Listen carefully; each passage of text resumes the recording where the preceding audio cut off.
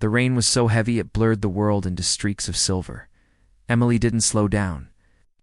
Had to get home before her daughter, Lily, woke up scared from the storm. But as she turned onto Maple Street, her headlights caught someone moving unsteadily on the sidewalk. It was an old man, soaked from head to toe, leaning heavily on a cane that looked too thin to hold him.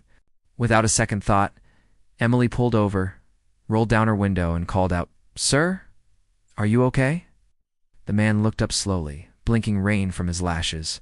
His voice was a whisper. "I'm trying to get home." She could see him shivering, alone, struggling. And something inside her heart just couldn't let it go. "Get in," she said gently. "Let me take you home."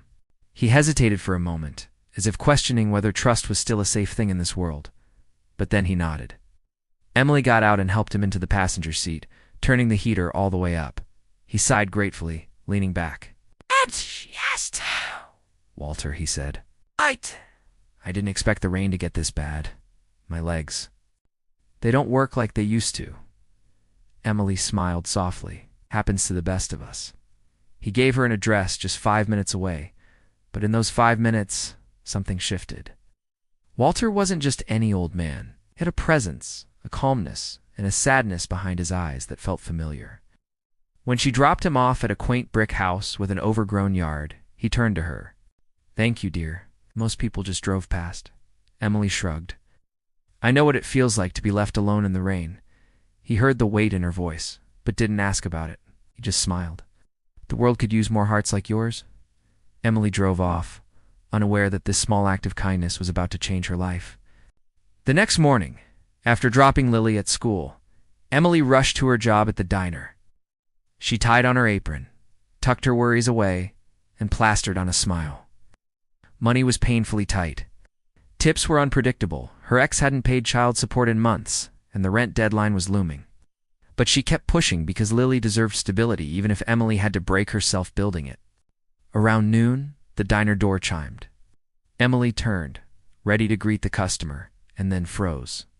There, standing near the entrance, cleaned up and smiling warmly, was Walter. He wore a neat brown coat, his hair combed, his posture straighter. "Emily," he said, approaching with surprising strength. "I was hoping I'd find you." She blinked, confused. "Walter, are you?" "Okay, better than last night," he chuckled. "I came to thank you." Properly, he ordered coffee and a simple breakfast. When the check came, he tipped heavily.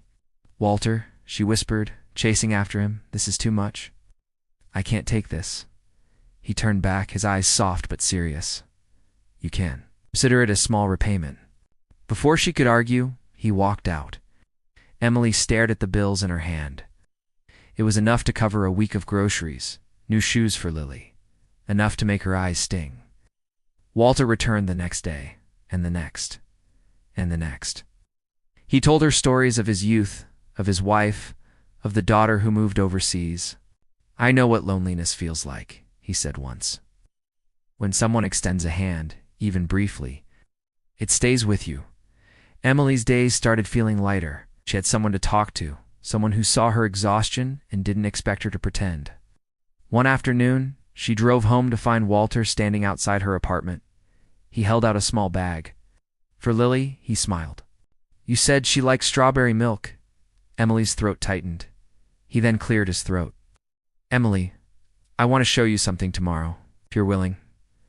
The next morning, Walter drove her to a quieter part of town. He led her to a small, charming building with a garden out front. "This was my wife's shop," he said quietly. "A small bakery. After she died, I couldn't bear to walk inside." Emily looked at the faded sign, the dusty windows. "It's beautiful," she whispered. Walter turned to her, his eyes glistening. "You told me you wanted a place where Lily could grow up proud of you."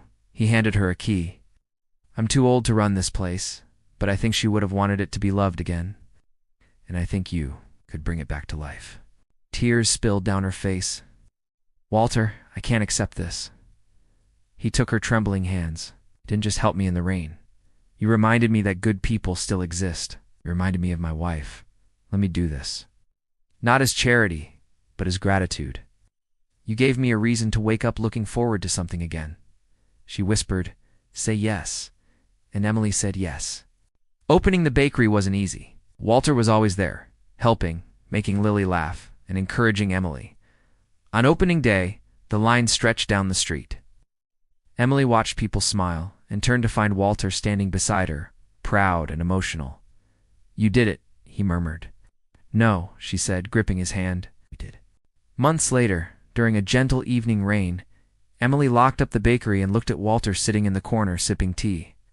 The old man she had once found struggling in the storm was now family. "Walter," she said softly, "thank you for changing our lives." He chuckled. "Emily, you say it like you didn't change mine."